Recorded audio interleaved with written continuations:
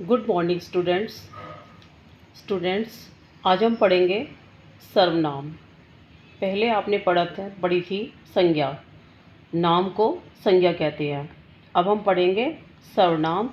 सर्वनाम किसे कहते हैं और इसके कितने भेद होते हैं। आज विरल का जन्मदिन है।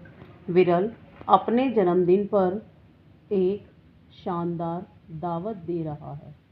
विमल की माँ ने घर में केक तथा अनेक स्वादिष्ट पकवान बनाए हैं। आज विरल के बहुत सारे मित्र आने वाले हैं। पहले विरल केक काटेगा, सबको केक खिलाएगा। फिर विरल के पिताजी कुछ खेल खिलाएंगे और फिर विरल के मित्र खूब नाचेंगे। आज विरल को सुबह से ही बधाई, आशीर्वाद और उपहार मिल रहे हैं। विरल बहुत प्रसन्न है। ऊपर लिखे गद्यांश में विरल संज्ञा शब्द का प्रयोग बार बार किया गया है, जो बोलने तथा सुनने में अच्छा नहीं लगता। अब इसी गद्यांश को हम इस प्रकार लिखेंगे तथा पढ़ेंगे। आज विरल का जन्मदिन है। वह अपने जन्मदिन पर एक शानदार दावत दे रहा है।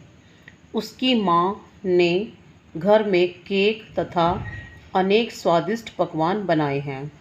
आज उसके बहुत सारे मित्र आने वाले हैं।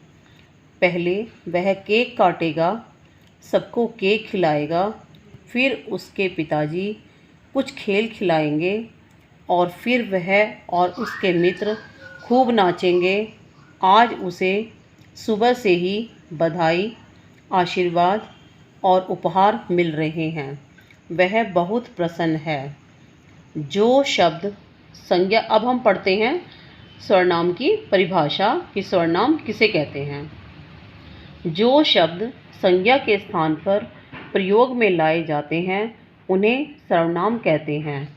जैसे मैं, हम, यह, वह, क्या, कुछ, उसका, तुम, आप, कोई आदि। अब हम पढ़ेंगे सर्वनाम के 6 भेद होते हैं। कितने? अच्छा बच्चों बताओ, सर्वनाम के कितने भेद होते हैं? 6। सर्वनाम के 6 भेद होते हैं।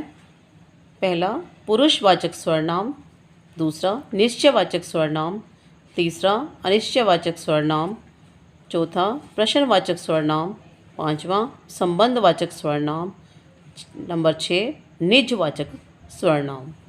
बच्चों अब हम पढ़ेंगे इनके भेदों के बारे में। सबसे पहले है पुरुषवाचक सर्वनाम। जिस सर्वनाम का प्रयोग बोलने वाला अपने लिए, सुनने वाले के लिए या किसी अन्य के लिए करता है उसे पुरुषवाचक सर्वनाम कहते हैं।